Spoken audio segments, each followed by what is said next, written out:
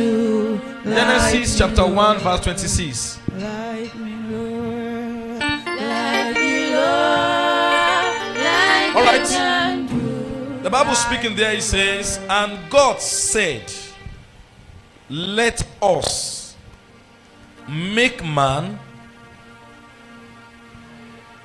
Are you a man? And I will be needing your response, please. Are you a man? I'm not saying are you a man of God. I'm going to explain the concept of the man of God to you. Some of you already have said, Papa, don't do this teaching, oh, please. I know, don't do this teaching. This one you want to do, don't do it. I want to explain what it means to be a man of God to you. I want to explain what it means to be a woman of God. Maybe if we begin with that introduction, this whole thing will make sense to you. And what I'm doing, this is one of the teaching that you should appreciate most. Because I'm bringing relevance and value to you. I don't want you to waste. I want your life to count. Even outside the church. And it's not just my wish, it is the purpose and the design of God for you. Every life God created counts. Every life God created has a purpose. Everyone God created. But you see, it's almost looking like only men of God now are making sense. It's almost looking like only men of God are the one that is finding Christianity interesting.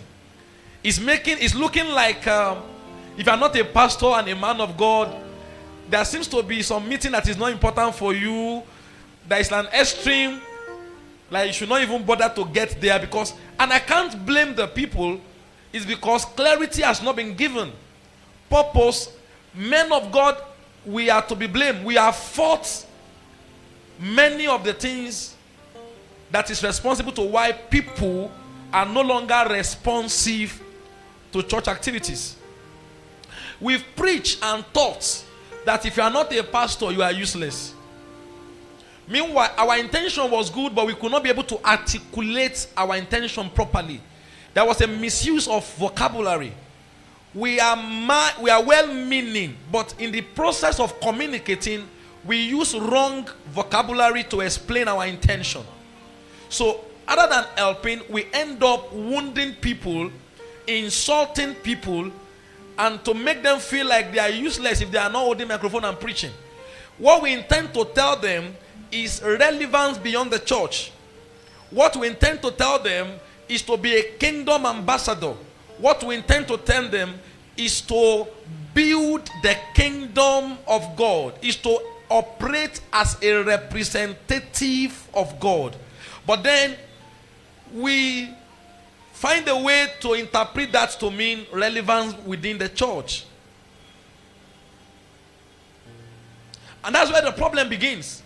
Because the vision we are trying to sell to the people does not look like the vision God is speaking to them. He called some, there are those he called to be apostles. There are those he called to be prophets. There are those he called to be pastors. There are those he called to be teachers. There are those he called to be what? Evangelists.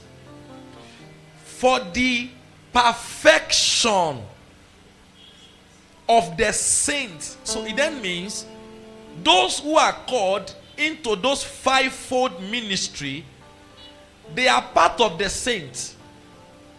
But they are being called out of the saints, meaning they are separated, dedicated for a different assignment from the assignment the rest of the saints is having. If we then bring all the relevance to the fivefold ministry and rubbish the ministry of the saint, then it then means that we have a larger number of people who are going to live a purposeless life. Because the saints are much more than the five who are called. Are you seeing these things now? Are you following what I'm saying? Yes. Are you understanding it? Yes. The saints, it was for that's Ephesians. It was for the perfection of the, and he gave some, thank you, then you're gonna come down now. He gave some, what? Is it everybody? Some. Apostles and some. prophets and some evangelists and some pastors and some teachers. Verse 12 now. Now, underline the word saints in your heart. It then means that these guys, because what the church have succeeded to do is to rubbish the saints and bring emphasis on the apostles and the prophets and the evangelists. Meanwhile, the apostles and prophets and evangelists and pastors and teachers are actually servants to the saints. The saints are much more important in the agenda of God than the prophet and the apostles.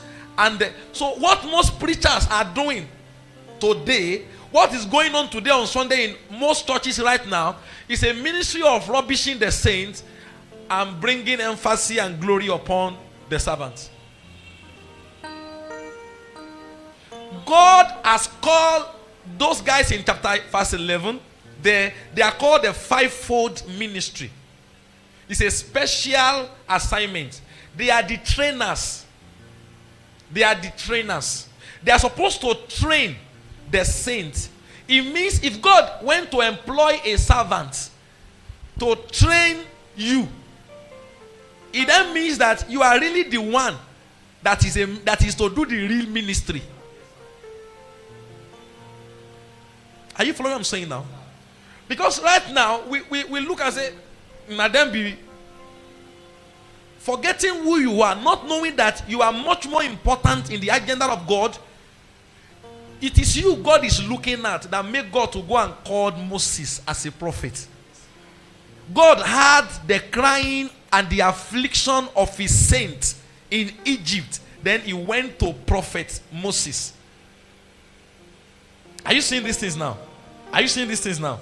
So it then means that the people are more important than the prophets. Remove the people from the prophet, you will see he has no ministry again. If you don't come today, what can I do? My ministry is as important as you coming. But the question is that, why are you coming? Churches, pastors have not been able to properly answer that question.